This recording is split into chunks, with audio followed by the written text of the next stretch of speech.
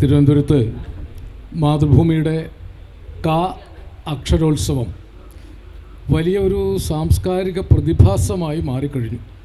ഈ അക്ഷരോത്സവം തുടങ്ങിയ കാലം മുതൽ ഒരു വർഷവും മുടങ്ങാതെ പങ്കെടുക്കുന്ന ഒരു അക്ഷര തീർത്ഥാടകൻ കൂടിയാണ് ഞാൻ. ഇന്ന് എനിക്ക് കിട്ടിയിരിക്കുന്ന അല്ലെങ്കിൽ എനിക്ക് തന്നിരിക്കുന്ന വിഷയം വയലാറാണ്. വയലാറാകട്ടെ എനിക്ക് ഏറ്റവും പ്രിയപ്പെട്ട വിഷയങ്ങളിലൊന്നുമാണ്. വയലാർ ഒഴുക്ക് നിലയ്ക്കാത്ത 50 വർഷങ്ങൾ. ഇപ്പോൾ നേരിട്ട് വിഷയത്തിലേക്ക് കടക്കാം, ആമുഖം ആവശ്യമില്ലല്ലോ.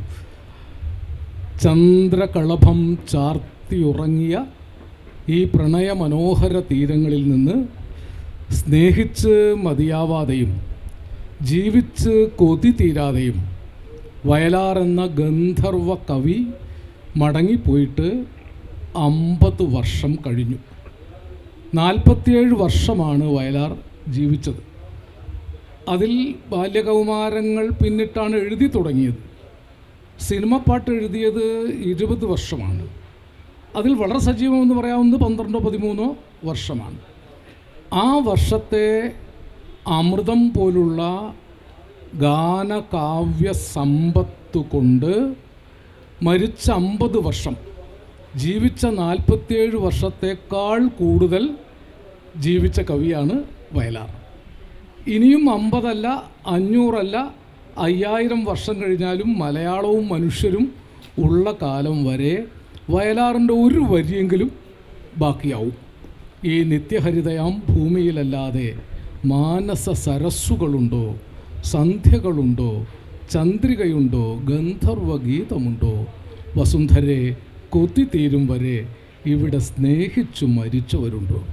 അല്ലേ, കൊതി തീരും വരെ ഈ ചന്ദ്രകളഭം ചാർത്തി ഉറങ്ങുന്ന തീരം, ഇന്ദ്രധനുസ്സിൻ്റെ തൂവൽ കൊഴിയുന്ന തീരം, ഈ മനോഹര തീരത്ത് തരുമോ ഇനിയൊരു ജന്മം കൂടി എന്ന് വിചാരിക്കാത്ത ആളുകളില്ല. 4-5 തലമുറ, 5 പോരാ, 6ാമത്തെ തലമുറ വരെയായി വയലാറിനെ കേട്ടുകൊണ്ടിരിക്കുന്നു, വയലാറിനെ വായിച്ചുകൊണ്ടിരിക്കുന്നു.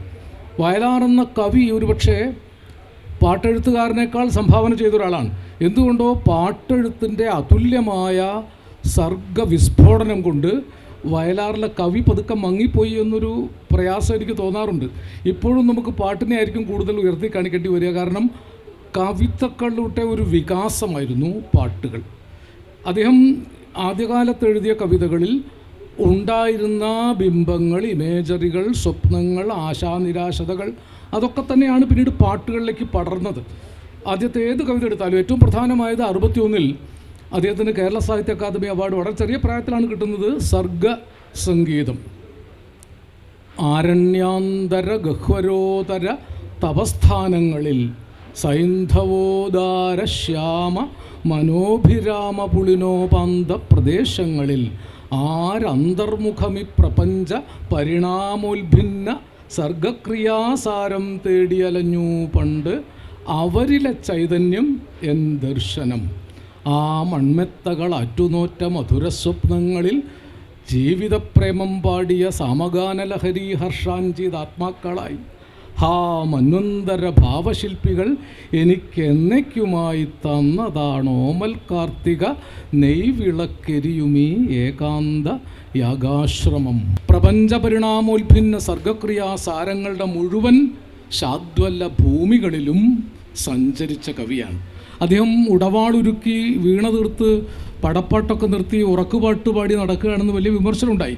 അതിന് ദന്തഗോപുരത്തിലേക്കൊരു ക്ഷണക്കത്ത് എന്ന കവിതയിൽ അദ്ദേഹം മറുപടി എഴുതി, ഉടവാളുരുക്കി ഞാൻ വീണ തീർത്തത് നാട്ടിൽ ഉറക്കുപാട്ടും പാടി സഞ്ചരിക്കുവാനല്ല, കാറ്റടിച്ചിളകുന്ന കാലത്തിൻ താരസ്വരം മാറ്റത്തിൻ രാഗം താനം പല്ലവിയാക്കാനല്ലോ. അറിയില്ലെങ്കിൽ ചെന്നു ചോദിക്കൂ, മനസ്സിലെ മറവി ഉറക്കിയ മൗനത്തോടെന്നെപ്പറ്റി അനുഭൂതികൾ വന്ന് വിരൽ തൊട്ടുണർത്തുമ്പോൾ അവയോടന്വേഷിച്ചാൽ അറിയാം എന്നെപ്പറ്റി. നാളത്തെ പ്രഭാതത്തിൻ സിന്ദൂരാരുണ ജ്വാലാനാളങ്ങൾ പറയും ഈ തീയിൻ്റെ ഇതിഹാസം. വിരിയും ചിപ്പിക്കുള്ളിൽ സ്വപ്നത്തിൻ മുത്തുണ്ടെങ്കിൽ അവയോടന്വേഷിച്ചാൽ അറിയാം എന്നെപ്പറ്റി. കഴിഞ്ഞ 50 വർഷം മലയാളി ഇവയോടൊക്കെ അന്വേഷിച്ചു. ഈ നാട്ടിലെ പൂക്കളോട്, ഈ നാട്ടിലെ ശലഭങ്ങളോട്, കാടുകളോട്, പുഴകളോട്, കായലുകളോട്, വയൽപ്പരപ്പുകളോട്, ഹരിത വിസ്മയങ്ങളോടൊക്കെ ചോദിച്ചപ്പോൾ അവർ വയലാറിനെ കുറിച്ച് പറഞ്ഞുകൊണ്ടേയിരുന്നു. കാരണം മരിച്ചിട്ടും പഞ്ചേന്ദ്രിയങ്ങളൊക്കെ പഞ്ചഭൂതങ്ങളിൽ തിരിച്ചേൽപ്പിച്ചിട്ടാണ് അദ്ദേഹം പോയത്. അതുകൊണ്ട് പ്രസംഗിക്കൊന്നും വേണ്ട. ഏത് മലയാളിയും അയാളുടെ ഏറ്റവും വിശുദ്ധമായ നിമിഷത്തിൽ കേട്ടത് വയലാറിനെയാണ്. വയലാറിനെ കേൾക്കാതെ ഈ 50 വർഷവും മലയാളികളുടെ 4-5 തലമുറ ജീവിച്ചിട്ടില്ല. അവരുടെ സ്വപ്നത്തിലും ഹർഷത്തിലും ദുഃഖത്തിലും പ്രണയത്തിലും പ്രണയഭംഗത്തിലും മരണത്തിലും തത്വചിന്തയിലും വയലാറുണ്ടായിരുന്നു. മനുഷ്യനുമായി ബന്ധപ്പെട്ട എല്ലാം പാട്ടിലാക്കിയ കവിയാണ്. അദ്ദേഹം എഴുതാത്തതായിട്ട് ഒന്നും തന്നെ മനുഷ്യജീവിതത്തെ സ്പർശിക്കുന്നതായിട്ടില്ല. പ്രണയത്തെ ഇത്ര അനശ്വരമാക്കിയ ഒരു കവി വേറെയില്ല. സ്നേഹമായിരുന്നു അദ്ദേഹത്തിൻ്റെ പ്രധാനപ്പെട്ട പ്രത്യയശാസ്ത്രം. ആശാനു ശേഷം സ്നേഹത്തെ ഇത്രമേൽ സർഗാത്മകവും ശാസ്ത്രീയവുമായി നിർവചിച്ചൊരാളില്ല. സ്നേഹിക്കയില്ല ഞാൻ നോവും ആത്മാവിനെ സ്നേഹിച്ചിടാത്തൊരു തത്വശാസ്ത്രത്തെയും. വയലാറിൻ്റെ ഏത് കൃതി എടുത്തു നോക്കിയാലും സ്നേഹമാണ് അതിൻ്റെ അന്തർഭാവം. മാനത്ത് ദൈവമില്ല, മണ്ണിലും ദൈവമില്ല, മനസ്സിനുള്ളിലാണ് ദൈവം. ഓടയിൽ നിന്നെന്ന സിനിമയിലെ പാട്ടാണ്. അതിൽ പറയുന്നുണ്ട്, മനസ്സിലെ ദൈവം മനുഷ്യനു നൽകിയ മണിവിളക്കല്ലോ സ്നേഹം. മനസ്സിലെ ദൈവം മനുഷ്യനു നൽകിയ മണിവിളക്കല്ലോ സ്നേഹം. തുടയ്ക്കേണം, മിനുക്കേണം, തൈലമൊഴിക്കേണം, തിരിയിട്ടു കൊളുത്തേണം സ്നേഹം. നമ്മൾ തിരിയിട്ടു കൊളുത്തേണം സ്നേഹം. തിരിയിട്ട് കൊളുത്താനും സ്നേഹം ഒഴിക്കണം, അല്ലേ? സ്നേഹത്തിന് എണ്ണ എന്നും അർത്ഥമുണ്ട്. കൊടും കാറ്റിൽ കെടുത്താതെ പടുതിരി കത്താതെ കൊണ്ടു നടക്കണം സ്നേഹം. നമ്മൾ കൊണ്ടു നടക്കണം സ്നേഹം. അത് മറക്കുമ്പോൾ മനസ്സിലെ തിരിയൂതിക്കെടുത്തുവാൻ കൂടെ നടക്കുന്നു കാലം, അല്ലേ? ഇത് മറക്കുമ്പോൾ, സ്നേഹത്തെ മറക്കുമ്പോൾ മനുഷ്യ മനസ്സിലെ വെളിച്ചത്തിൻ്റെ തിരി ഊതിക്കെടുത്തുവാൻ കാലം കൂടെ നടക്കുകയാണ്. ഇതാണ് വയലാർ 50 വർഷം മുമ്പ് ഓർമ്മപ്പെടുത്തിയത്. എവിടെയൊക്കെ സ്നേഹത്തിൻ്റെ തിരി കെടുന്നുണ്ടോ അവിടെയൊക്കെ മലയാളി എഴുന്നേറ്റ് ചോദിക്കും, എവിടെ വെളിച്ചം? ഈ വെളിച്ചത്തെക്കുറിച്ച് പ്രകൃതി ചുമരുകളോളം സർഗപ്രതിഭ പറന്നു നടക്കാൻ പത്മതീർത്ഥമേ ഉണരൂ, മാനസ പത്മതീർത്ഥമേ ഉണരൂ എന്ന് പ്രാർത്ഥിച്ചു. ഓം തത്സവിതുർവരേണ്യം ഭർഗോ ദേവസ്യ ധീമഹി ധിയോ യോ ന പ്രചോദയാത്. ഈ ഗായത്രിയാണ് അദ്ദേഹം പല പാട്ടുകളിലും. പണ്ടുനിൻ സംഗീത തീർത്ഥക്കരകളിൽ പർണകുടീരങ്ങൾ നിർമ്മിച്ചിരുന്നവർ, അദ്വൈതസാരം മുളയ്ക്കുവാൻ ഈ മണ്ണിൽ തത്വമസിയുടെ വിത്ത് വിതച്ചവർ. വീണ്ടും കിളിർക്കട്ടെ ഈ സംക്രമോഷസ്സിൽ, വീണ്ടും കവചം ധരിക്കട്ടെ ഭാരതം. വിശ്വപ്രകൃതിയെ കീഴടക്കാനുള്ള വിപ്ലവം വീണ്ടും നയിക്കട്ടെ ഭാരതം, ഉണരട്ടെ ഭാരതം. ഈ പ്രകൃതി ചുമരുകളോളം സർഗപ്രതിഭ പറന്ന് നടക്കണം. സർഗാത്മകത കൊണ്ട് മാത്രമേ മനുഷ്യനിന്ന് നേരിടുന്ന എല്ലാ ഹിംസാത്മകതയെയും നേരിടാൻ സാധിക്കുകയുള്ളൂ. ഒരുപക്ഷേ അദ്ദേഹം അതിനുവേണ്ടി ബൈബിൾ സൂക്തങ്ങളും ഖുറാൻ വചനങ്ങളും ഉപനിഷത്തുക്കളും വേദാന്തങ്ങളും ഭഗവത്ഗീതയും മാർക്സിൻ്റെ വചനങ്ങളും ഫിലോസഫിക്കൽ മാനുസ്ക്രിപ്റ്റ്സിൽ മാർക്സ് പറഞ്ഞതിൻ്റെ ദർശനങ്ങളും കമ്മ്യൂണിസ്റ്റ് മാനിഫെസ്റ്റോയും ശാസ്ത്രത്തെ ഇത്രയും മനോഹരമായിട്ട് ഉപയോഗിച്ച ഒരു കവി വേറെയില്ല. മനുഷ്യ, ഹേ മനുഷ്യ, വലിച്ചെറിയൂ നിൻ്റെ മുഖം മൂടി. ശാസ്ത്രത്തിൻ്റെ മുമ്പിൽ വലിച്ചെറിയാനാണ് സോക്രട്ടീസുമാർ ധ്യാനിച്ചിരിക്കുന്ന സ്വർണ്ണസോപാനത്തിനരികിൽ ശാസ്ത്രത്തിൻ്റെ ബോധത്തിൽ ഈ മുഖം മൂടി വലിച്ചെറിയണം. മനുഷ്യനെ സ്നേഹിക്കുമ്പോൾ മനസ്സിൽ ദൈവം ജനിക്കുന്നു. മനുഷ്യനെ വെറുക്കാൻ തുടങ്ങുമ്പോൾ മനസ്സിൽ ദൈവം മരിക്കുന്നു. ഈ യുഗം കലിയുഗം എന്ന പാട്ടിലെ വരിയായത്. ഇന്നും ഏത് സമയത്തും മനുഷ്യനിൽ വെറുപ്പിൻ്റെ പ്രത്യയശാസ്ത്രങ്ങൾ പരക്കുമ്പോഴൊക്കെ നമ്മൾ ഈ വരികൾ ഓർക്കും.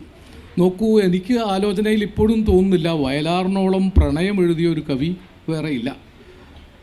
ഒരു തലമുറയിലെ സ്ത്രീകളൊക്കെ സുന്ദരികളായത് വയലാറിൻ്റെ പ്രേമഗാനങ്ങൾ കേട്ടിട്ടാണ് അല്ലേ? പ്രേമിച്ച് പ്രേമിച്ച് നിന്നെ ഞാനൊരു ദേവസ്ത്രീയാക്കും, കാടായ കാടുകൾ മുഴുവൻ ഞാനൊരു കതിർമണ്ഡപമാക്കും. ഇങ്ങനൊരു കവിയെ കണ്ടിട്ടുണ്ട്. കാടായ കാടുകളെയൊക്കെ കതിർമണ്ഡപമാക്കുന്നു.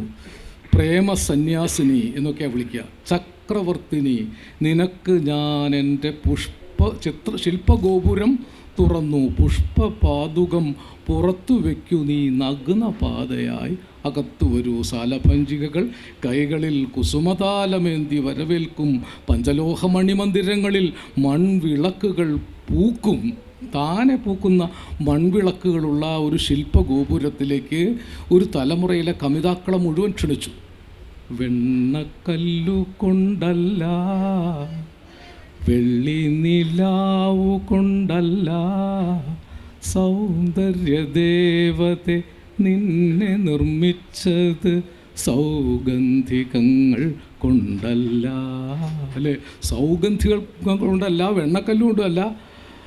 പിന്നെ എന്തുകൊണ്ടാണ് ഈ സൗന്ദര്യദേവതയെ, വയലാറിൻ്റെ സൗന്ദര്യദേവതയെ ആരെങ്ങനെ നിർമ്മിച്ചു എന്ന് പറയാൻ പറ്റില്ല. അത്രമേൽ സുന്ദരികളായിട്ടാണ് അവർ ഓരോരുത്തരും വെളിപ്പെട്ടത്. ഏത് കഥയിലെ കഥാപാത്രത്തെയും ഞാൻ നേരത്തെ സൂചിപ്പിച്ചതുപോലെ ഒരിക്കൽ പോലും അമാന്യമായിട്ട് ഒരു സ്ത്രീയെയും ആ കാമുകൻ അഭിസംബോധന ചെയ്തിട്ടില്ല. രാക്ഷസി എന്നൊന്നും കാമുകിയെ വിളിച്ചിട്ടില്ല. കരളിൽ താമസിച്ചാൽ ഉമ്മ തരാം രാക്ഷസി എന്നാണ് പുതിയ പാട്ട് അല്ലേ? അപ്പം രാക്ഷസിയായിട്ട് മലയാളി കാമുകി മാറുന്നതിന് മുമ്പുള്ള കാലത്തെ പാട്ടുകളാണ്. അപ്പോൾ എൻ്റെ അമ്മയടക്കമുള്ള ഒരു തലമുറ എൻ്റെ അമ്മയുടെ അമ്മ കേട്ടു തുടങ്ങിയതാണ്. അമ്മമ്മ, അമ്മ, എൻ്റെ ഭാര്യ, എൻ്റെ മകൾ വരെ 4 തലമുറ പ്രണയിക്കാൻ ഉപയോഗിച്ചത് ഒരു പക്ഷേ വയലാറിൻ്റെ പാട്ടുകളാണ്. ഇത്രയും ദീർഘകാലം ഒരു പ്രണയ കാമുകൻ പാട്ടിൽ ജീവിച്ചിട്ടില്ല. നിങ്ങൾക്കതിൽ ഓരോരുത്തരും തിരിഞ്ഞു നോക്കിയാൽ ഓരോരുത്തർക്കും ഓരോ പാട്ടായിരിക്കും.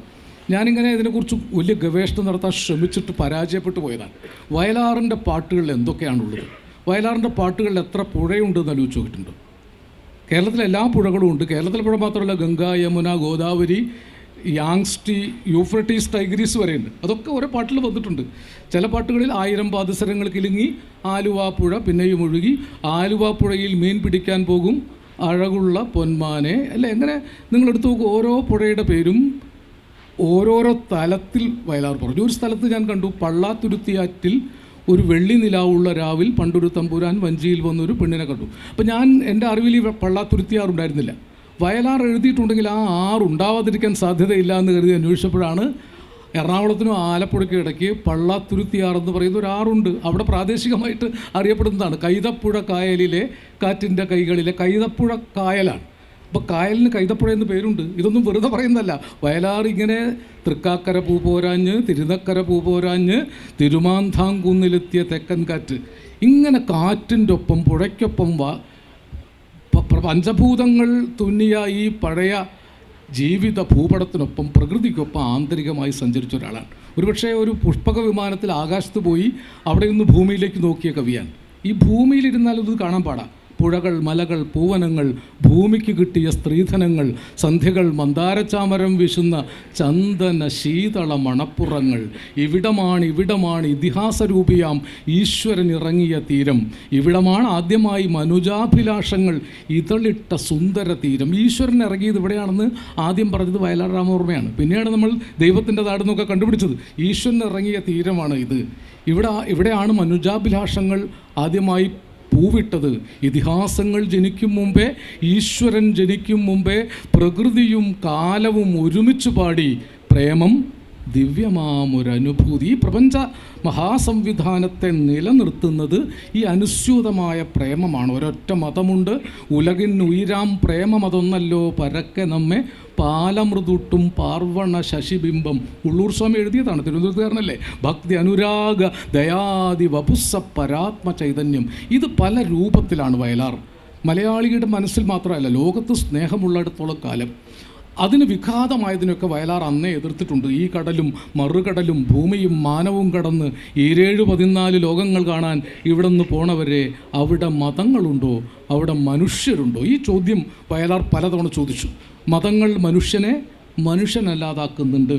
ഹിന്ദുവായി, മുസൽമാനായി, ക്രിസ്ത്യാനിയായി, നമ്മെ കണ്ടാലറിയാതായി 1000 മാനവഹൃദയങ്ങൾ ആയുധപ്പുരകളായി മനുഷ്യൻ തെരുവിൽ മരിക്കുന്നു. മതങ്ങൾ ചിരിക്കുന്നു. ഇവിടെ മനുഷ്യൻ ജീവിച്ചിരുന്നതായി ഇതിഹാസങ്ങൾ നുണ പറഞ്ഞു. ഹിന്ദുവിനെ കണ്ടു, മുസൽമാനെ കണ്ടു, ഇതുവരെ മനുഷ്യനെ കണ്ടില്ല. 2 പാട്ടിലെ വരികളായി. ഇങ്ങനെ മനുഷ്യനെ തേടി നടക്കുന്ന സൂര്യപ്രകാശത്തിലൊരു റാന്തൽ വിളക്കുമായി ഡയോജനസിനെ പോലെ മനുഷ്യനെ തേടി നടന്ന ഒരു ഉച്ചക്കിറുക്കൻ വയലാറിലുണ്ടായിരുന്നു. അതുകൊണ്ടാണ് വയലാർ ഈ സ്നേഹത്തെ ഇങ്ങനെ നിർവചിച്ച് തീരുന്നില്ല. ലോകത്തുള്ള എല്ലാ കവിതകളെയും അദ്ദേഹത്തിന് കൂട്ടുപിടിച്ചു. ഞാനൊരു പാട്ടിൽ കേട്ടത്, ഡാലിയ പൂക്കളെ ചുംബിച്ച് ദാഹിച്ചുറങ്ങും പ്രിയ മനോരാജ്യമേ, ഹേമാംബരാഡംബരാംഗിയായി മേവുന്ന ഹേമന്തരാത്രിതൻ മുഗ്ധ സൗന്ദര്യമേ, ഓടക്കുഴലിൻ സ്വരാമൃതമോ കയ്യിൽ ഓമർ ഖയാമിൻ്റെ മുന്തിരിപാത്രമോ, ഷെല്ലി രചിച്ചോരനശ്വര കാവ്യമോ. 4 വരിയിൽ ഓമർ ഖയാം, ഷെല്ലി, ഹേമാംബരാഡംബരാംഗി എന്ന് പറയുന്ന ലളിതാ സഹസ്രനാമത്തിൽ ദേവിയെ വർണ്ണിക്കുന്ന ഒരു ഭാഗമാണ്. അപ്പോൾ ദേവിയായി സാമ്യമകന്നൊരു ധ്യാനമേ, കൽപ്പകോദ്യാനമേ, നിൻ കഥകളി മുദ്രയാം കമലദളത്തിൽ എൻ ദേവിയുണ്ടോ. ദേവിയായിട്ടാണ് കാമിനിയെ കണ്ടത്. ഏകയായി എൻ മണിയറയിൽ അവൾ വന്നു വീണ്ടും ഹൃദയം തളിരിട്ടു, വീണ പൂക്കൾ വിടർന്നു. പാട്ടോർമ്മയുണ്ടോ? ദേവദാരു പൂത്ത നാളൊരു ദേവകുമാരിയെ കണ്ടു ഞാൻ, വേദനയിൽ അമൃതു തൂകിയ ദേവകുമാരിയെ കണ്ടു. അല്ലേ? വേദനയിൽ അമൃത് തൂകിയ ദേവകുമാരിയാണ്. പുരുഷനെ സംബന്ധിച്ച് സമസ്ത വേദനകളിലും അമൃത് തൂക്കിക്കൊണ്ടുള്ള ഒരു ദേവീ സമാനമായ സൗന്ദര്യ സങ്കല്പ നായികയായിട്ടാണ് വയലാറിൻ്റെ കാമിനിമാരെന്നും വന്നത്. വയലാറിൻ്റെ ഒരു കവിതയിലും ചിലപ്പോൾ അദ്ദേഹം സഭ്യതയുടെ അതിർവരമ്പുകൾ ലംഘിച്ചു എന്നൊക്കെ പാട്ടിലൊക്കെ കുറച്ച് പീഡനമൊക്കെ എഴുതി വെച്ചിട്ടുണ്ടെന്ന് ആൾക്കാർ പറയാറുണ്ട്. ചിലപ്പോൾ തിങ്കളാഴ്ച നോയമ്പ് മുടക്കുകയും ഇളനീർക്കുടം ഉടയ്ക്കുകയൊക്കെ ചെയ്യുന്ന ചില വികൃതികളൊക്കെ കാണിക്കുമെങ്കിലും ഒരു സ്ത്രീക്കും പുരുഷനും അക്കാലത്ത് പീഡന കേസൊന്നും കൊടുക്കാൻ തോന്നിയിട്ടില്ല. ഉണ്ടോ? ഒരു കേസിലും അകത്തായിട്ടില്ല. കറുത്ത സൂര്യൻ ഉദിച്ചു, കടലിൽ വീഞ്ഞ് തിളച്ചു, മഞ്ഞിൻ്റെ മുടി നരച്ചു, കടലിൽ കഞ്ചാവ് പുക പരന്നു എന്നൊക്കെ ഒരു കാലത്ത് എഴുതി വെച്ചിട്ടുണ്ട്. അസംബന്ധമെന്ന് തോന്നാവുന്നതാണ്. അന്ന് കഞ്ചാവിനെ പ്രകീർത്തിച്ചുകൊണ്ട് പാട്ടെഴുതിയതിൻ്റെ പേരിൽ വയലാർ അകത്തായിട്ടില്ല. കാരണം ഇതൊക്കെ മനുഷ്യൻ്റെ വികാര വിചാരങ്ങളിൽ ഇതൊക്കെ ഉണ്ട്. വയലാർ എന്താണ് എഴുതാത്തത്? ലോക കവിതകളെ ഞാൻ പലയിടത്തും പറഞ്ഞതായതുകൊണ്ട് ആവർത്തിക്കുകയാണെന്ന് തോന്നരുത്. കാളിദാസനെ മലയാളി മറക്കാതെ പരിചയപ്പെട്ടത് വയലാർ എന്നൊരാളുള്ളത് കൊണ്ടാണ്. വയലാറും ONV ആണ് കാളിദാസ കവിതകളെ മുഴുവൻ നമുക്ക് പരിചയപ്പെടുത്തിയത്. ഞാൻ പലയിടത്തും പറഞ്ഞതാണെങ്കിൽ ആവർത്തിക്കുകയാണ്.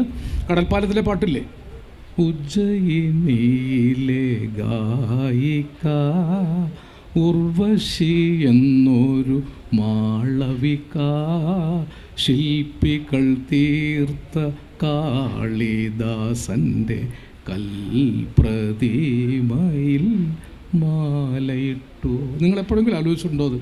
ഉജ്ജയിനിയിലെ ഗായിക ഉർവശി എന്നൊരു മാളവിക. ഒറ്റ വരിയിൽ 2 കൃതികളാണ്. ഉർവശി എന്ന മാളവിക, മാളവികാഗ്നിമിത്രവും വിക്രമോർവശിയവും 2 കാളിദാസ കൃതികളാണ്. ഋതുദേവതയായി നൃത്തം വെച്ചു, ഋതുസംഹാരം എന്ന കാളിദാസ കൃതിയാണ്. മുനികന്യകയായി പൂജിച്ചു, അഭിജ്ഞാന ശാകുന്തളമാണ്. ഹിമഗിരി കന്യയായി തപസ്സിരുന്നു, അത് കുമാര സംഭവമാണ്. ഇതൊറ്റ 6 വരിയിൽ കാളിദാസൻ്റെ മുഴുവൻ കൃതികളെയും ഉൾക്കൊള്ളിക്കുകയാണ്. സ്ഥിതാക്ഷണം പക്ഷമസു താടിതാധര പയോധരേൽസേത നിപാത ചൂർണിത വലീഷു തസ്യാ സ്ഖലിത പ്രപേതിരേ ചിരേണനാഭിം പ്രഥമോദബിന്ദവ. ഇത് കാളിദാസൻ്റെ കുമാരസംഭവത്തിൽ പാർവതി തപസ് ചെയ്യുമ്പോൾ ആദ്യത്തെ മഴത്തുള്ളി കൺപീലിയിൽ തങ്ങി പുക്കിൾക്കുഴി വരെ സഞ്ചരിക്കുന്നതിന് കാളിദാസൻ എഴുതി വെച്ച അതിമനോഹരമായ ഒരു കൽപ്പനാവിശേഷമാണ്. നമ്മളത് വായിച്ചിട്ടില്ല. പക്ഷേ കൺപീലികളിൽ തങ്ങി, കവിളിലെ കമലക്കൂമ്പുകൾ നുള്ളി, മാറിൽ തട്ടിത്തടഞ്ഞ് ചിതറി, മൃദുരോമങ്ങളിൽ ഇടറി, പുക്കിൾ കുഴിയൊരു തടാകമാക്കിയ പവിഴമഴത്തുള്ളി, പണ്ട് ശ്രീ പാർവതിയെപ്പോലെ നിന്നെയും പുഷ്പിണിയാക്കി. പനിനീർമഴ പൂമഴ തേന്മഴ മഴയിൽ കുതിരുന്നൊരഴകേ, നനയുന്നത് കഞ്ചുകമോ സഖി, നിന്നെ പൊതിയും യൗവനമോ. കാളിദാസനായത്. കാളിദാസനെ കറന്നെടുത്തിരിക്കുകയാണ്. ചന്ദ്രിക ചന്ദന മുഴുക്കാപ്പു ചാർത്തും ഗന്ധമാദനഗിരിക്കരികിലൂടെ പറന്നു പറന്നു വരും അരയന്ന പീലികൾ വിരിച്ചുറങ്ങാൻ തൂവൽ കിടക്കയായി, തൂവൽ കിടക്കയായി. ഇന്ദുകലാമൗലി തൃക്കൈയിലോ മനിക്കും സ്വർണ്ണമാൻ പേടയൻ്റെ സഖിയായി. കന്മദം മണക്കും കൈലാസത്തിലെ കല്ലൊലിനിയുമെൻ്റെ സഖിയായി, പ്രിയ സഖിയായി. കാളിദാസനായില്ലേ പൂർണ്ണമായും. ഇനിയുണ്ട്. കാളിദാസനെ കുറിച്ച് മാത്രം പറഞ്ഞാൽ ഒരു ദിവസം പോരാ, അത്രയും വേണം. ഞാൻ ചിലയിടത്തൊക്കെ പറയാറുണ്ട്, എനിക്കൊരു മണിക്കൂറൊന്നും വയലാറിനെ കുറിച്ച് പറഞ്ഞാൽ പറ്റില്ല, അതുകൊണ്ട് അങ്ങനെ സ്പീഡിൽ പറയുന്നു. ഒരു വയലാർ സപ്താഹം നടത്തിയാലും പറഞ്ഞാൽ തീരാത്തത്ര വയലാർ നമുക്ക് തന്നിട്ടുണ്ട്. ഇതിപ്പോൾ കാളിദാസനെ കുറിച്ച് പറഞ്ഞു, ഷെല്ലിയെക്കുറിച്ച് പറഞ്ഞു, കീറ്റ്സിനെ കുറിച്ച് പറഞ്ഞു, സോളമൻ ഉത്തമഗീതം അല്ലെ, ബൈബിളിലെ പഴയ നിയമത്തിലെ മനോഹരമായ കാവ്യാഖ്യാനമാണ് ഉത്തമഗീതം. അതിലെ നമുക്ക് ഗ്രാമങ്ങളിൽ ചെന്ന് രാപാർക്കാം, അധികാലത്ത് എഴുന്നേറ്റ് മാതളത്തോട്ടങ്ങളിൽ പോയി മാതള നാരകം തളർത്തിരിക്കുന്നോ എന്നും മുന്തിരിവള്ളികൾ പൂത്തിരിക്കുന്നോ എന്നും നോക്കാം. അവിടെ വെച്ച് ഞാൻ നിനക്ക് എൻ്റെ പ്രണയം തരും യെരൂശലേം കന്യകമാരെ, ഞാൻ അവനെ ഓർത്ത് പ്രണയ പരവശയായിരിക്കുന്നു. ഇത് കവിതയാണ്, സോളമൻ്റെ ഉത്തമഗീതത്തിലെയാണ്.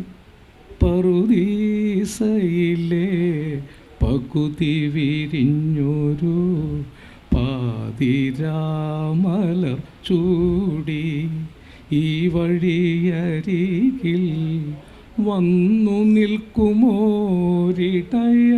പെൺകൊടി ഞാൻ, ഇടയ പെൺകൊടി ഞാൻ.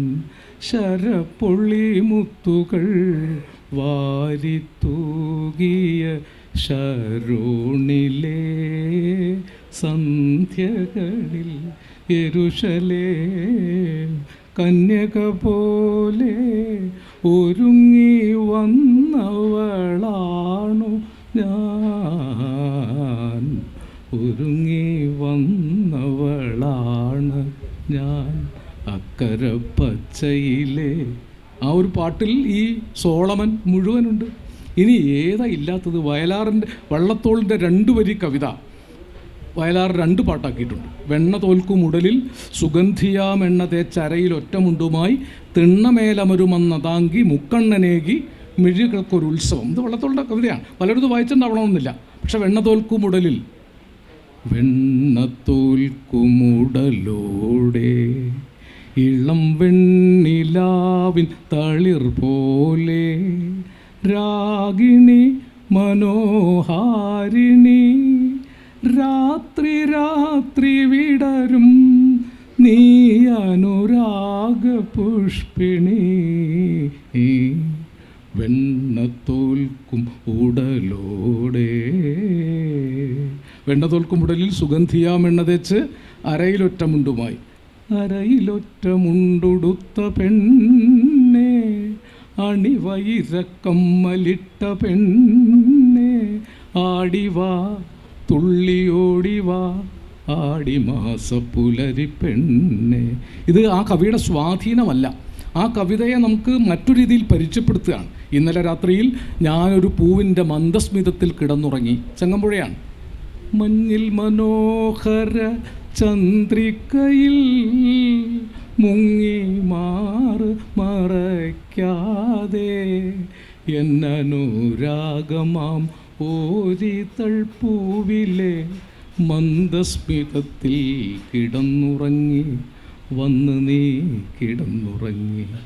ഇന്ദുമുഖി ഇന്ദുമുഖി എന്തിനിന്ന് നീ സുന്ദരിയായി. ഇന്ദുമുഖി ഇന്ദുമുഖി. അതിൻ്റെ ഒരു അന്തരീക്ഷമുണ്ട്. പ്രണയം തനിയെ ഉണ്ടായി പോവും. പ്രഭാ യേശുദാസ് യേശുദാസിനെ പ്രേമിച്ച കാലത്ത് യേശുദാസിൻ്റെ എല്ലാ ഗാനമേളകളും ഓടി നടന്ന് കാണുന്നൊരു കാലം ഉണ്ടായിരുന്നു. യേശുദാസിൻ്റെ ആത്മകഥ എഴുതുകയാണെങ്കിൽ അത് പ്രത്യേകിച്ച് പറയും. അന്ന് പ്രഭാ യേശുദാസ് വരുമ്പോഴൊക്കെ ഈ ഇടയകന്യയെ പോകുക നീ എന്നല്ല പാടിയത് എന്ന് അദ്ദേഹം ആ പാട്ട് മാറ്റിവെച്ച് നവഗ്രഹവീഥിയിലൂടെ ഒരു നക്ഷത്ര നഗരത്തിലൂടെ പാട്ട് കേട്ടിട്ടുണ്ടോ? നന്ദനവനത്തിൽ കതിർമണ്ഡപത്തിൽ പ്രണയിനിയായി നീ വന്നു, ആരുടെ പ്രണയിനിയായി നീ വന്നു എന്ന് യേശുദാസ് ചോദിക്കുകയാണ്. ഇന്ദുലേഖേ ഇന്ദ്ര സദസ്സിലെ നൃത്തലോലെ ഈ രാത്രി നിന്നെ കണ്ടിട്ട് എനിക്കൊരു തീരാത്ത ദാഹം. എൻ്റെ ദൈവമേ, ഈ ദാഹമൊക്കെ മനുഷ്യന് തീർക്കാൻ പറ്റാത്ത വിധത്തിൽ സന്നിവേശം വെച്ച് പോയി മനുഷ്യന് 50 കൊല്ലം കഴിഞ്ഞു. അദ്ദേഹം മനസ്സമാധാനമായിട്ട് അവിടെ ഇരിക്കുകയാണ്. നമുക്ക് 50 കൊല്ലമായിട്ട് മനസ്സമാധാനമായിട്ടില്ലല്ലോ. ഇതിങ്ങനെ കേട്ട് കഴിഞ്ഞാൽ വയസ്സുകാലത്ത് പ്രണയദാഹം ഉണ്ടാവുകയാണ് ആളുകൾക്ക്. 90ാമത്തെ വയസ്സിലും യേശുദാസിൻ്റെ ഒരു പാട്ട് കേട്ടാൽ ഏത് മനുഷ്യനും പ്രണയദാഹം ഉണ്ടാവും. നഷ്ടപ്പെട്ട ഏതെങ്കിലും പ്രണയം ഓർമ്മ വരും. ആ പാട്ട് ആദ്യം കേട്ട കാലത്ത് ഉണ്ടായിരുന്നൊരു പ്രേമം പൊളിഞ്ഞ് പാളീസായി പോയിട്ടുണ്ടാവും. എന്നാലും വയസ്സുകാലത്തെ പാട്ട് കേൾക്കുമ്പോൾ ആ പ്രണയം ഓർമ്മ വരും. ഇങ്ങനെ ഒരു മനുഷ്യൻ, ഇങ്ങനൊരു കവി എവിടെയാണ് ഉണ്ടായിട്ടുള്ളത്? അതുകൊണ്ടായി 50 കൊല്ലം ഈ മനുഷ്യനിൽ നമുക്ക് രക്ഷപ്പെടാൻ പറ്റില്ല. 50 അല്ല, മനുഷ്യനിൽ പ്രണയമുള്ള കാലം വരെ. ജന്മജന്മാന്തരങ്ങളിലൂടെ 2 സ്വപ്നാടകരെ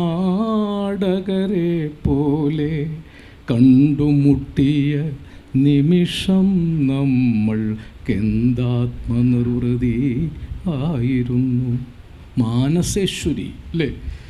മാനസേശ്വരി, പ്രേമ ഭിക്ഷുകി, ചക്രവർത്തിനി, സന്യാസിനി, അങ്കനമാർ മൗലേ, അംശുമതി ബാലേ, അനങ്ക കാവ്യകലെ. ഈ അവസാനം പറഞ്ഞ 3 എണ്ണം ഏതെങ്കിലും കാമുകയെ വിളിച്ചാൽ ഇപ്പോൾ അടി കിട്ടുമെന്ന കാര്യം ഉറപ്പാണ്. എന്തെങ്കിലും തെറി വിളിച്ചാണെന്നേ മനസ്സിലാവുള്ളൂ അല്ലേ? അങ്കനമാർ മൗലെ, അംശുമതി ബാലെ എന്നൊന്നും പറഞ്ഞാൽ ഇന്ന് ആൾക്കാർക്ക് മനസ്സിലാവില്ല. ഭാഷ മാറിപ്പോയത് വയലാറിൻ്റെ കുറ്റമല്ല. വയലാർ അത്രമേൽ ആദരവോടുകൂടി പ്രണയം നമുക്ക് തന്നു, സമരം നമുക്ക് തന്നു, വിപ്ലവം. ഇത്രയും ശക്തമായി വിപ്ലവ കവിതകൾ എഴുതിയ ഒരു കവിയും മലയാളത്തിലില്ല. മരിക്കാൻ ഞങ്ങൾക്ക് മനസ്സില്ല, തോൽക്കാൻ ഞങ്ങൾക്ക് മനസ്സില്ല, മുതലാളിത്തമേ നിൻ മുന്നിൽ ഇനി മുട്ട് മടക്കാൻ മനസ്സില്ല, ഇല്ലം കണ്ടു മരിച്ചിട്ടില്ലിവിടെ ഇന്നലത്തെ തൊഴിലാളി. അത് മാത്രമാണോ? കമ്മ്യൂണിസ്റ്റ് മാനിഫെസ്റ്റോ പാട്ടിലാക്കിയ ഒരേ ഒരു കവിയെ ലോകത്തുള്ളൂ. ആ കവിയുടെ പേരാണ് വയലാർ രാമവർമ്മ. സർവരാജ്യ തൊഴിലാളികളെ, കേട്ടില്ലേ പാട്ട്? സർവരാജ്യ തൊഴിലാളികളെ സംഘടിക്കുവിൻ, സംഘടിച്ച് ശക്തരാവുവിൻ. കാൾ മാർക്സിൻ്റെ കമ്മ്യൂണിസ്റ്റ് മാനിഫെസ്റ്റോ പാട്ടിലാക്കിയതാണ്. ഇതൊരു പക്ഷേ ഒരു കമ്മ്യൂണിസ്റ്റ് നേതാവ് വിളിച്ചാൽ അനുയായികൾ മാത്രമല്ലേ ആവേശം കൊള്ളുള്ളൂ. ഇത് ലോകത്തുള്ള സകല മൂരാച്ചികളും സർവ്വരാജ്യ തൊഴിലാളികളെ എന്ന് കമ്മ്യൂണിസ്റ്റ് പാർട്ടികൾ വയലാറിനോട് കടപ്പെട്ടതുപോലെ ലോകത്ത് ആരോടും കടപ്പെട്ടിട്ടില്ല. കാരണം എല്ലാവരെ കൊണ്ടും വിപ്ലവകാരം പഠിച്ചില്ലേ അദ്ദേഹം ഒരു കാലത്ത് സകല മനുഷ്യരെയും നഷ്ടപ്പെടുവാൻ വിലങ്ങുകൾ കിട്ടാനുള്ളത് പുതിയൊരു ലോകം. തൊഴിലാളി, ഇത് തൊഴിലാളി, പിറന്ന നാടിൻ ജീവിത ഖനിയിലെ തൊഴിലാളി, വരുന്നു ഞങ്ങൾ ഫാക്ടറി വാതിൽ തുറന്നു തരൂ, വിതച്ചു കൊയ്യാൻ ഞങ്ങൾക്കൊരു പിടി മണ്ണ് തരൂ. ഇവിടെ പാളയം രക്തസാക്ഷി മണ്ഡപം 1957 ഉദ്ഘാടനം ചെയ്യുമ്പോൾ 100ാം വാർഷികമാണ്. 857 ശിപായി ലഹളയുടെ സ്വാതന്ത്ര്യ സമരത്തിൻ്റെ വാർഷികത്തിന് പാട്ടെഴുതിയത് വയലാറാണ്. ബലികുടീരങ്ങളെ, സ്മരണകളിരമ്പും രണസ്മാരകങ്ങളെ, ഇവിടെ ജനകോടികൾ ചാർത്തുന്നു നിങ്ങളിൽ സമര പുളകങ്ങൾ തൻ സിന്ദൂരമാലകൾ. ഇന്നും അത് നമ്മുടെ ഉള്ളിലുണ്ട്. തുട്ടിപ്പു നിങ്ങളിൽ നൂറ്റാണ്ടുകളുടെ ചരിത്രമെഴുതിയ ഹൃദയങ്ങൾ, തുടിപ്പു നിങ്ങളിൽ നൂറ്റാണ്ടുകളുടെ ചരിത്രമെഴുതിയ ഹൃദയങ്ങൾ, കൊളുത്തി നിങ്ങൾ തലമുറ തോറും കെടാത്ത കൈത്തിരി നാളങ്ങൾ. നിങ്ങൾ നിന്ന സമരാങ്കണ ഭൂവിൽ നിന്നണിഞ്ഞ കവചങ്ങളുമായി, നിങ്ങൾ നിന്ന സമരാങ്കണ ഭൂവിൽ നിന്നണിഞ്ഞ കവചങ്ങളുമായി, വന്നു ഞങ്ങൾ വല നട്ടില മണ്ണിൽ നിന്നിതാ പുത്തിയ. അതുവരെ ഞാൻ ചൊല്ലുന്നുള്ളൂ. ബാക്കി നേടിയതൊക്കെ ചരിത്രത്തിൻ്റെ ഭാഗമാണ്. പക്ഷേ ഇത് ആദ്യം എഴുതുന്ന കാലത്ത് ചെങ്കൊടി ആയിരുന്നില്ല എന്നാണ് ഇപ്പോൾ ഈയിടെ പറയുന്നത്, പൊൻകൊടിയായിരുന്നു എന്നാണ്. കാരണം അങ്ങനെയല്ല, 2 ആക്ഷേപം വരുന്നുണ്ട്. ഇത് ചെങ്കൊടി വയലാർ എഴുതിയെങ്കിലും അന്ന് പ്രസിഡൻറ്റ് പരിപാടിയിൽ പങ്കെടുക്കാൻ വന്നു, ഇന്ത്യൻ പ്രസിഡൻറ്റ് പങ്കെടുക്കുമ്പോൾ ചെങ്കൊടി വേണ്ട എന്ന് സെൻസർമാർ പറഞ്ഞിട്ടത് വയലാർ പൊൻകൊടി എന്നാക്കി കൊടുത്തു. പൊൻകുന്നം വർക്കിക്കായിരുന്നു അന്ന് ഈ പരിപാടിയുടെ മുഴുവൻ ചുമതല. പൊൻകുന്നം വർക്കി അന്ന് തീജ്വാലയാണ്. അദ്ദേഹം റിഹേഴ്സൽ ക്യാമ്പിൽ വന്നപ്പോൾ ആളുകളൊക്കെ പൊൻകൊടി നേടിയെന്നാണ് പാടുന്നത്. പൊൻകുന്നം വർക്കി പറഞ്ഞു പൊൻകൊടി എന്ന് പറഞ്ഞാൽ അടി കിട്ടുന്നു. അല്ല, അങ്ങനെയാണ് വയലാർ തിരുത്തി തന്നതാണ്. പ്രസിഡൻറ്റ് വരുന്ന പരിപാടിയല്ലേ, ഒരു കാര്യം ചെയ്യുന്നത്, റിഹേഴ്സൽ ചെയ്യുമ്പോൾ പൊൻകൊടി എന്ന് പാടിയാൽ മതി. സ്റ്റേജിൽ ചെങ്കൊടി എന്ന് പാടിയില്ലെങ്കിൽ എല്ലാവരുടെയും കാല് ഞാൻ അടിച്ചോടിക്കുന്നു. പറയുന്നത് പൊൻകുന്നം വർക്കിയാണ്. അതിൻ്റെ ഭയം കൊണ്ടാവില്ല, ഉള്ളിൽ വികാര തീവ്ര വിപ്ലവം ഉള്ളത് കൊണ്ടാവും. പ്രസിഡൻ്റ് ഉള്ള വേദിയിൽ സെൻസർമാരെ ഭയപ്പെടാതെ അന്ന് ചെങ്കൊടി ഉയർത്തിയ ധീരതയും വയലാർ രാമവർമ്മ സമ്മാനിച്ചതാണ്. അത് മറക്കരുതാരും. അധികാരത്തിലിരിക്കുന്ന ആളുകൾക്ക് ഒരുപക്ഷെ അതൊന്നും ഓർമ്മയുണ്ടാവില്ല. അധികാരത്തിലിരിക്കുമ്പോൾ എത്ര ആളുകളുടെ രക്തം ചിന്തിയിട്ടാണ് ചരിത്രം മുന്നോട്ട് വന്നത്. ഞാൻ സന്ദർഭവശാൽ പറഞ്ഞു എന്നേ ഉള്ളൂ. എന്നാൽ വിപ്ലവകാരി മാത്രമായിരുന്നില്ല. ഈ വിപ്ലവം എഴുതിയ ആൾ തന്നെയാണ് പൊള്ളയായ ഒരു ഉടുക്കുമായി പേട്ടതുള്ളി പാട്ടുപാടി 18ാം പടി ചവിട്ടാൻ വരുന്നു ഞങ്ങൾ. ശ്രീകോവിൽ തിരുനടയെങ്കിൽ കർപ്പൂരമലകൾ കൈകൂപ്പി തൊഴുതുരുകുമ്പോൾ പത്മരാഗപ്രഭ വിടർത്തും തൃപ്പദങ്ങൾ ചുംബിക്കും കൃഷ്ണ തുളസി പൂക്കളാകാൻ വരുന്നു ഞങ്ങൾ. ഒരു പാട്ടിൽ നെഞ്ചിലെ വെളിച്ചത്തിൻ കതിരെടുത്ത് അതിൽ നിൻ പ്രസാദം ചാലിച്ച് നെറ്റിയിലിട്ട് വെളുത്ത ഭസ്മത്തിനാൽ അഭിഷേകം, അല്ലേ? ശബരിമലയിൽ തങ്കസൂര്യോദയം. ഈ സംക്രമപ്പുലരിയിൽ അഭിഷേകം. ഭക്ത കോടി തേടിയെത്തും സന്നിധാനത്തിൽ വന്നെത്തും എൻ്റെ ഹൃദയവും ഉടുക്കും കൊട്ടിപ്പോയ ഒരാളാണ്. ഏഴരപ്പൊന്നാന പുറത്തെഴുന്നള്ളും ഏറ്റുമാനൂരപ്പ. ഹിമഗിരി കന്യക കൂവള മലർമാല്യമണിയിക്കും ആതിര രാവിൽ തരുമോ തിലകം ചാർത്താൻ എനിക്ക് നിൻ തിരുവെള്ളിപ്പിറയുടെ തേൻകിരണം. ഈ നെറ്റി മുടിയിലുള്ള തിരുവെള്ളിപ്പിറയുടെ തേൻകിരണം കൊണ്ട് തിലകം ചാർത്തുന്ന ഒരു കാമുകിയെ ഏറ്റുമാനൂരപ്പൻ്റെ ചെലവിൽ എഴുതാൻ വയലാർ രാമവർമ്മയല്ലാതെ ഒരു കവിയെ ലോകത്ത് ഇതുവരെ സൃഷ്ടിക്കപ്പെട്ടിട്ടില്ല. ഈ മനുഷ്യൻ ഉണ്ടാക്കി വെച്ച ലോകങ്ങൾ നിർദ്ധാരണം ചെയ്യണമെങ്കിൽ ചെറിയ വ്യുൽപ്പത്തി പോരാ, ചെറിയ പ്രതിഭ പോരാ, ചെറിയ സമയം പോരാ. അതുകൊണ്ടാണ് 50 വർഷം കൊണ്ടൊന്നും വയലാർ പഠിച്ചു തീർന്നിട്ടില്ല. വയലാർ ഇനിയും കിടക്കുകയാണ്. ഈ ഋതുക്കളെ മുഴുവൻ അദ്ദേഹം നമ്മുടെ എല്ലാ ഋതുക്കളെയും രേഖപ്പെടുത്തി. വയലാറിൻ്റെ കവിതകളിലെ പാട്ടുകളിലെ പൂക്കളെക്കുറിച്ചൊരു ഗവേഷണം നടത്തി നോക്കൂ. കായാമ്പൂ കണ്ണിൽ വിടരും, കമലദളം കവിളിൽ വിടരും. അവിടെ കായാമ്പൂവാണ്.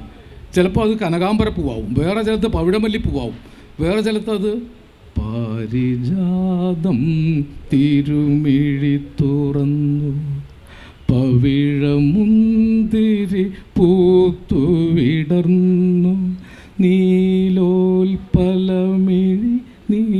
നീലോൽപലമിഴി നീ മാത്രമെന്തിനുറങ്ങി. മുടൽ മഞ്ഞ് മുലക്കച്ച കെട്ടിയ മുത്തണിക്കുന്നിൻ താഴ്വരയിൽ നിത്യ കാമുകി നിൽപ്പൂ ഞാനീ നിശാ നികുഞ്ചത്തിനരികിൽ. എഴുന്നേൽക്കൂ സഖി എഴുന്നേൽക്കൂ, ഏകാന്ത ജാലകം ഏത് കാമുകിയാണ് എഴുന്നേറ്റ് ഏകാന്ത ജാലകം തുറക്കാതിരിക്കുക, അല്ലേ? മരിച്ചു കിടക്കുന്ന കാമുകി വരെ എഴുന്നേറ്റ് ഏകാന്ത ജാലകം തുറന്നു കൊടുക്കും. ആ ഏകാന്ത ജാലകത്തിലൂടെയാണ് വയലാർ നമുക്ക് പ്രണയത്തിൻ്റെ അധര സിന്ദൂരം ചാലിച്ച് തന്നത്. പൂമണം പരക്കുമ്പോൾ പിറകേ പിറകേ പിറകേ നക്ഷത്രക്കതിർക്കൂന്തലിലണിയും യക്ഷികൾ രാത്രിയിലെത്തും.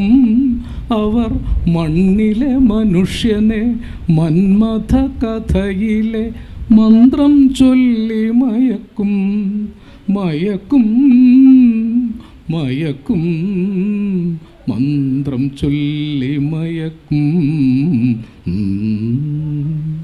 കള്ളിപ്പാലകൾ പൂത്തു കാടൊരു വെള്ളി പൂക്കുട തീർത്തു.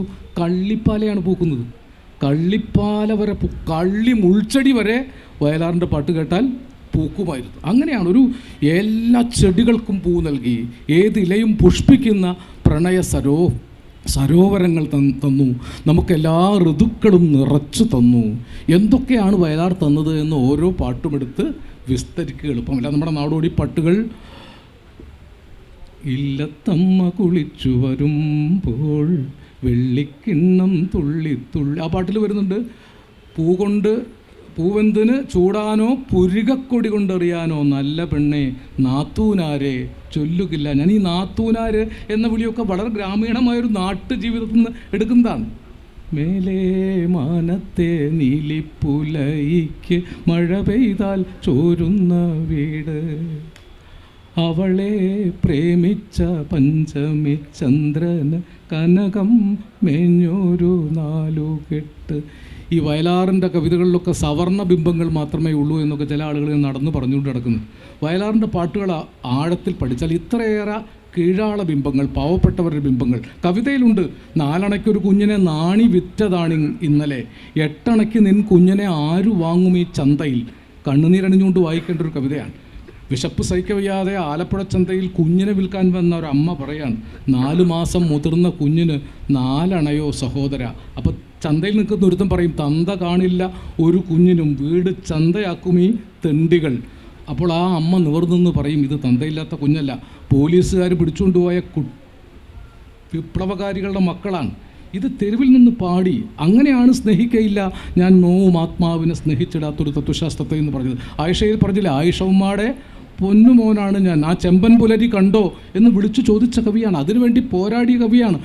വയലാറിലെ പാടത്തും ചെളിയിലും ചോര പുരണ്ട കാലത്ത് ആണ് രാഘവപ്പറമ്പിലെ തമ്പുരാൻകുട്ടി ജനിച്ചത്.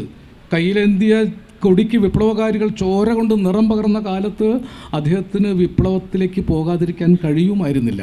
അതുകൊണ്ടാണ് പട്ടിണിക്കാരുടെ പക്ഷത്ത് നിന്നുകൊണ്ടാണ് വൃശ്ചിക മാസത്തിൽ മാനത്തെ കുഞ്ഞിന് വെള്ളോട്ടുപാത്രത്തിൽ പാൽ കഞ്ഞി, കണ്ണീരുപ്പിട്ട് കാണാത്ത വറ്റിട്ട് കർക്കിടകത്തിൽ കരിക്കാടി.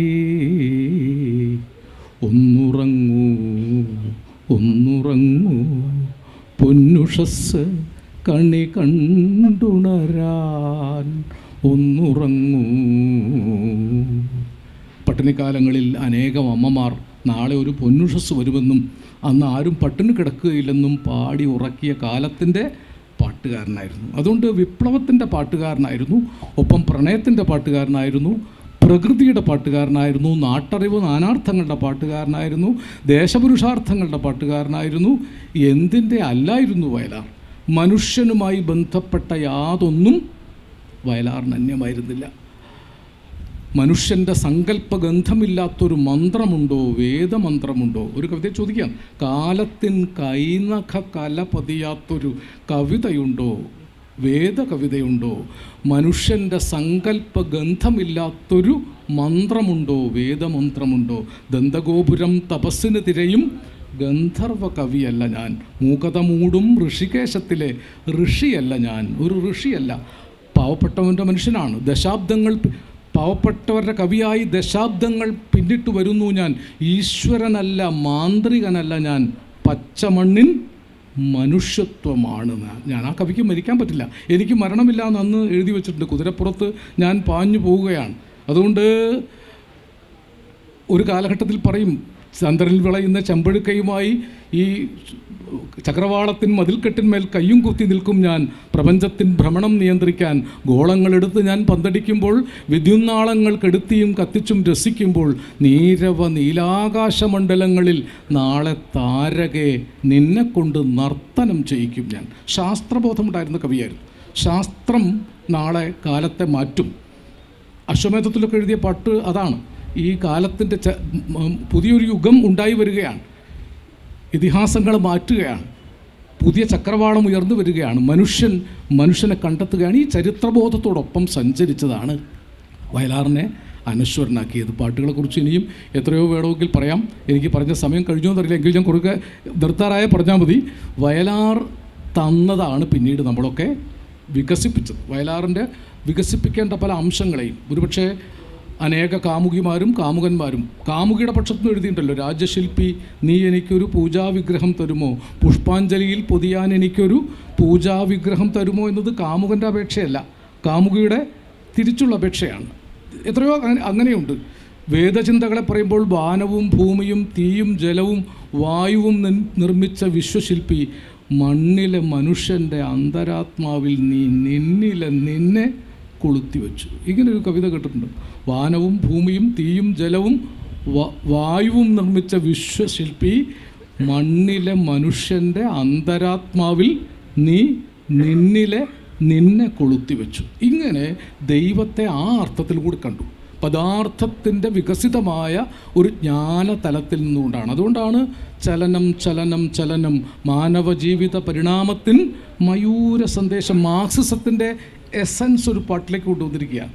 സ്വപ്നം ഒരു വഴിയെ, സത്യം ഒരു വഴിയെ, അവയെ കണ്ണും കെട്ടി നടത്തും കാലം മറ്റൊരു വഴിയെ. ഇന്ന് സത്യാനന്തര കാലത്ത് വളരെ പ്രസക്തമാണ്. വാത്മീകി പാടി, വള്ളുവർ പാടി വാഴ്വേ മായം, ഈ യുഗം സൃഷ്ടിച്ച കവികൾ തിരുത്തി വാഴ്വേ സത്യം, ജീവിതമാണ് സത്യം. അതേ കവിത എഴുതിയ അതേ സിനിമയിൽ തന്നെയാണ് വയലാർ സീതാദേവി സ്വയംവരം ചെയ്തൊരു ത്രേതായുഗത്തിലെ ശ്രീരാമൻ കാൽവിരൽ കൊണ്ടൊന്നു തൊട്ടപ്പോൾ പണ്ട് കാറ്റിലെ കല്ലൊരു മോഹിനിയായി. ഇത് ഒരു പടത്തിലാണ് എഴുതുന്നത്. ഒരേ പടത്തിൽ അശ്വമേധത്തിൽ 2 പാട്ട് ഒരേ രാഗത്തിലാണ് ദേവരാജ മാഷ് കമ്പോസ് ചെയ്തിരിക്കുന്നത്. ഒരേ ആശയമല്ല, 2 ആശയമാണ്. ഒന്ന് ഈ പ്രണയാതുരയായി 7 സുന്ദരരാത്രികൾ കാത്തിരിക്കുന്ന വിവാഹ പൂർവ്വരാത്രികളിലിരിക്കുന്ന കാമുകിയുടെ വരികളാണ്. അത്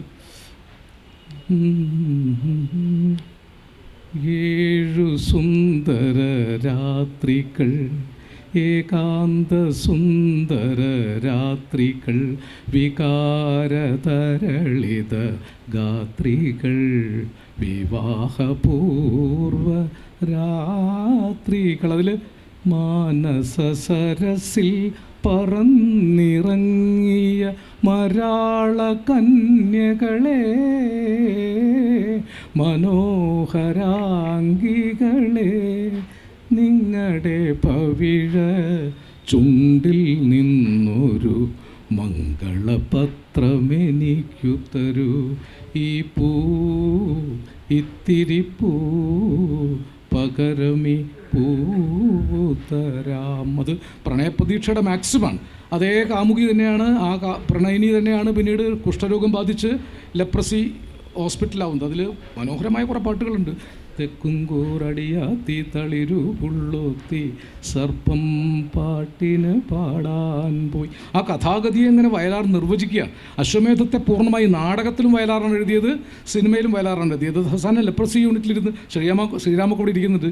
ഏതാണ്ട് ഒരേ രാഗഛായുള്ള പാട്ടാണ്.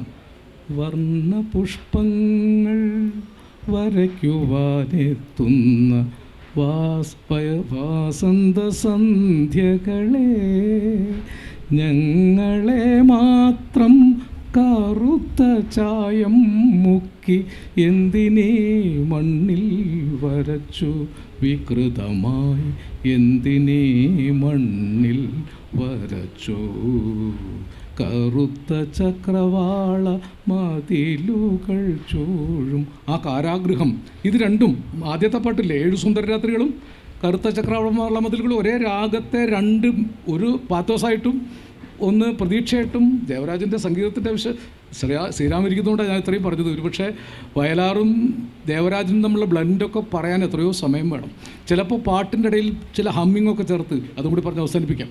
ഒരു പ്രശസ്തമായ പാട്ടുണ്ടല്ലോ, ഇവിടെയോരോ ജീവതരംഗവും ഇണയെ തേടും രാവിൽ, നാണത്തിൽ മുങ്ങിയ കായലിൻ കവിളിൽ നഖചിത്രമെഴുതും നിലാവിൽ, നീയും ഞാനും നമ്മുടെ പ്രേമവും കൈമാറാത്ത വികാരമുണ്ടോ? ഓ ഓ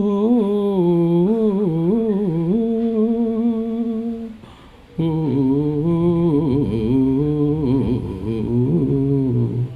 സംഗമം സംഗമം ത്രിവേണി സംഗമം, ശൃംഗാരപദമാടും യാമം മദാലസയാമം. ആ ഓ ഓ എന്നുള്ള സ്ഥലത്ത് വരികൾ എഴുതി കൊടുക്കാൻ വയലാറിന് വരികളില്ലാഞ്ഞിട്ടല്ല, അവിടെ ആ ഹമ്മിങ് കൊണ്ട് പൂരിപ്പിച്ചാലേ ആ പാട്ടിൻ്റെ വികാരമണ്ഡലം പൂർത്തിയാവൂ എന്ന് കരുതിയ ഒരു ദേവരാജനും വയലാറും കൂടി ചേർന്നപ്പോഴുണ്ടാക്കിയ വസന്ത സൗഭാഗ്യങ്ങൾ ഇനിയും മറക്കാറായിട്ടില്ല. ഒരു ഉപനിഷത്ത് കവിതയെക്കുറിച്ച് പാടാതെ പറഞ്ഞുകൊണ്ട് ഞാൻ ഈ പ്രസംഗം അവസാനിപ്പിക്കാം. അത് പ്രളയ പയോധിയിൽ ഉറങ്ങിയുണർന്നൊരു പ്രഭാമയൂഖമേ, കാലമേ, പ്രകൃതിയും ഈശ്വരനും ഞാനും നിൻ്റെ പ്രതിരൂപങ്ങളല്ലോ. അത് വീട്ടിൽ പോയിരുന്ന് വെറുതെ ആലോചിച്ചാൽ മതി. അതിൻ്റെ അടുത്ത ചരണം, മന്വന്തരങ്ങൾ ജനിച്ചു മരിക്കുമീ മൺമതിൽക്കെട്ടിനു മുകളിൽ, ഋതുക്കൾ നിൻ പ്രിയ മാനസപുത്രികൾ ഇടം വലം നിൽക്കും തേരിൽ, സൗരയൂഥങ്ങളിൽ നീ വന്ന് വിതയ്ക്കും സൗരഭ്യം, എന്തൊരു സൗരഭ്യം, കാലമേ ഇനി എത്ര വസന്തങ്ങൾ കൊഴിഞ്ഞാലും ഈ സൗരഭ്യം എനിക്ക് മാത്രം. ഇതൊരു ചരണം ഒരു മീറ്ററിൽ വാർത്തിട്ട് അതേ മീറ്ററിൽ അതിനേക്കാൾ കവിഞ്ഞൊരാശയം എഴുതുക എന്നത് ഒരു കവിയെ സംബന്ധിച്ച് വലിയ സ്റ്റാമിന ആവശ്യമുള്ളതാണ്. അടുത്ത ചരണം, സ്വർണ്ണപാത്രം കൊണ്ട് സത്യം മറയ്ക്കുമീ സംക്രമസന്ധ്യതൻ നടയിൽ, ഹിരൺമയേണ പാത്രേണ സത്യസ്യാഭിഹിതം മുഖം, ഉപനിഷത്താണ്. മറ്റിടത്ത് പറഞ്ഞിട്ടുണ്ട്, സ്വർണ്ണപാത്രം കൊണ്ട് മൂടിയിരിക്കുന്നു മണ്ണിലെ ശാശ്വത സത്യം. സ്വർഗവാതിൽ പക്ഷി ചോദിച്ചു, ഭൂമിയിൽ സത്യത്തിന് എത്ര വയസ്സായി? ഇതുപോലെ സ്വർണ്ണപാത്രം കൊണ്ട് സത്യം മറയ്ക്കും ഈ സംക്രമസന്ധ്യതൻ നടയിൽ, പ്രപഞ്ചം ചുണ്ടിൽ നിൻ നാമാക്ഷരവുമായി പ്രദക്ഷിണം വയ്ക്കും വഴിയിൽ, സ്വർഗദീപാവലി നീ വന്നു കൊളുത്തും സൗന്ദര്യം, എന്തൊരു സൗന്ദര്യം, കാലമേ ഇനി എത്ര ജന്മങ്ങൾ കഴിഞ്ഞാലും ഈ സൗന്ദര്യം എനിക്കു മാത്രം. ഭൂമിയിലെ സൗന്ദര്യങ്ങൾ മുഴുവൻ തനിക്കു മാത്രമെന്നും അത് ലോകത്തിന് മുഴുവനെന്നും പറഞ്ഞ് 50 കൊല്ലവും അത് പ്രഖ്യാപിച്ച് കവിതയിലും ജീവിതത്തിലും ചരിത്രത്തിലും രാഷ്ട്രീയത്തിലും സാമൂഹ്യ ജീവിതത്തിലും സമഭാവന മാത്രം കാത്തുസൂക്ഷിച്ച ഒരു സമ്പൂർണ്ണ മനുഷ്യസ്നേഹിയായി അസ്തമിച്ച വയലാർ മരിക്കുന്നില്ല. കയ്യിലൊരു ഇന്ദ്രധനുസ്സുമായി കാറ്റത്ത് പെയ്യുവാൻ വരുന്നുണ്ട് ഇവിടെയും വയലാർ. അഭിവാദ്യങ്ങൾ. Thank you sir, thank you. പറഞ്ഞും കേട്ടൊന്നും മതിയായിട്ടില്ല എന്ന് എനിക്കറിയാം. ഞാൻ ഇടയ്ക്ക് കയറിയതുപോലെയാണ്, പക്ഷേ സമയത്തിൻ്റെ അപര്യാപ്തത കൊണ്ടാണ്, ക്ഷമിക്കണം. ഒരൊറ്റ ചോദ്യം നമുക്ക് സദസ്സിൽ നിന്നും ചോദിക്കാവുന്നതാണ്. വളരെ ചെറിയ വാക്കുകൾ ചോദിക്കണമെന്ന് ഞാൻ അഭ്യർത്ഥിക്കുന്നു. എൻ്റെ പേര് റഹീമ ഇബ്രാഹിം, എറണാകുളത്ത് നിന്ന് വരുന്നതാണ്. എനിക്ക് പണ്ട് തൊട്ടേ പഴയ ഗാനങ്ങളോടുള്ള ഇഷ്ടമുണ്ട്. ഇപ്പോൾ എനിക്ക് സാഹിത്യ സൃഷ്ടികൾ സിനിമയാക്കിയിരുന്ന കാലത്ത് ഹിമവാഹിനി എന്നുള്ള ഒരു പാട്ടുണ്ട്. അത് എന്തുകൊണ്ടാണ് അതിൻ്റെ സംഗീതമാണോ വരികളാണോ ഭയങ്കര ഇഷ്ടം. പിന്നൊരു പാട്ട് KP കുമാരൻ്റെ അതിഥി എന്ന ചിത്രത്തിലെ സീമന്തിനി നിൻ്റെ ചുടികളിലാരുടെ, അതിൻ്റെ ഒരു ആഴത്തിലുള്ള അർത്ഥവും കൂടി സാർ പറഞ്ഞു തരണം. അത് റംല ദിവസം മതിയാവില്ല. സീമന്തിനി നിന്റെ ചൊടികളിലാരുടെ പ്രേമമൃദുസ്മേരത്തിൻ സിന്ദൂരം, ആരുടെ കൈനഖേന്തു മരീചികളിൽ തളിർത്താകെ കുളിർത്തു നിൻ കൗമാരം സീമന്തിനി. ഇങ്ങനൊരു പ്രണയ കവിത ലോകത്ത് ഏതൊരു സ്ത്രീയും പ്രേമിച്ചു പോകും. വെൺചിറകുതുക്കിയ പ്രാവുകൾ പോലുള്ള ചഞ്ചല പദങ്ങളോടെ നീ മന്ദം മന്ദം നടക്കുമ്പോൾ താനേ പാടുമൊരു മൺവിപഞ്ചിക ഈ ഭൂമി എന്നാണ്. മറ്റൊരിടത്ത് പറയുന്നുണ്ട്, നിന്നിൽ ഞാൻ നിലയ്ക്കാത്ത വേദനയാകും.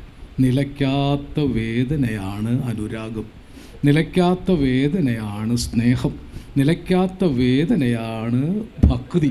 സ്നേഹത്തിൻ്റെ ഏതൊക്കെ പര്യായങ്ങൾ ജീവിതത്തിലുണ്ടോ അതൊക്കെ നിലയ്ക്കാത്ത വേദനയാണ്, എന്നാൽ അത് അവസാനിക്കാത്ത ആനന്ദവുമാണ്. ഒറ്റ വരിയിലാണ്, നിന്നിൽ ഞാൻ നിലയ്ക്കാത്ത വേദനയാകുമ്പോൾ പ്രണയം എന്നത് ഈ വേദന കൂടിയാണ് എന്ന് വയലാർ അതിമനോഹരമായി. മറ്റത് ഹിമവാഹിനി അതിലും മനോഹരമായ കവിതയാണ്. ഞാനും എൻ സ്വയംവര മേനകയും ആ നൃത്തം അനുകരിക്കും, സ്വപ്നങ്ങൾ ആപാദ രമണീയമാക്കും. അങ്ങനെ നമ്മുടെ സ്വപ്നങ്ങളെ ആപാദ രമണീയമാക്കി, നമ്മുടെ കാത്തിരിപ്പുകളെ ആപാദ രമണീയമാക്കി, നമ്മുടെ വിരഹങ്ങളെ ആപാദ രമണീയമാക്കി, നമ്മുടെ ദുഃഖങ്ങളെ പ്രത്യാശകളെ എല്ലാത്തിനെയും രമണീയമാക്കുക, ദുഃഖങ്ങളെ സുന്ദരമാക്കി തീർക്കുക എന്ന കവിക്ക് മാത്രം സാധ്യമായ ഒരു പ്രതിനിവൃത്തിയാണ് വയലാർ തന്നത്. ദുഃഖങ്ങളില്ലാത്ത ജീവിതമില്ല, വിഷാദമില്ലാത്ത ജീവിതമില്ല, വിരഹമില്ലാത്ത ജീവിതമില്ല, മരണമില്ലാത്ത ജീവിതമില്ല.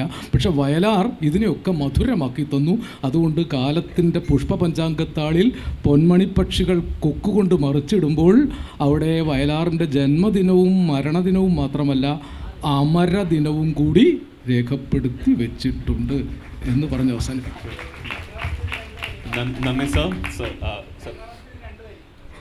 സർ ക്ഷമിക്കണം സർ, സമയം വളരെ കടന്നുപോയതുകൊണ്ടാണ്. Sir please. ചക്രവർത്തിനി നിനക്കു ഞാൻ എൻ്റെ ശില്പഗോപുരം തുറന്നു, പുഷ്പപാദുകം പുറത്തു വയ്ക്കു നീ, നഗ്നപാതയായി അകത്തു വരൂ ചക്രവർത്തിനി. ആമിർ കല്യാൺ രാഗം ഇതിനേക്കാൾ നന്നായിട്ട് പാട്ടിലൂടെ പഠിപ്പിക്കാൻ പറ്റില്ല, അങ്ങനത്തെ ഒരു പാട്ടാണ്.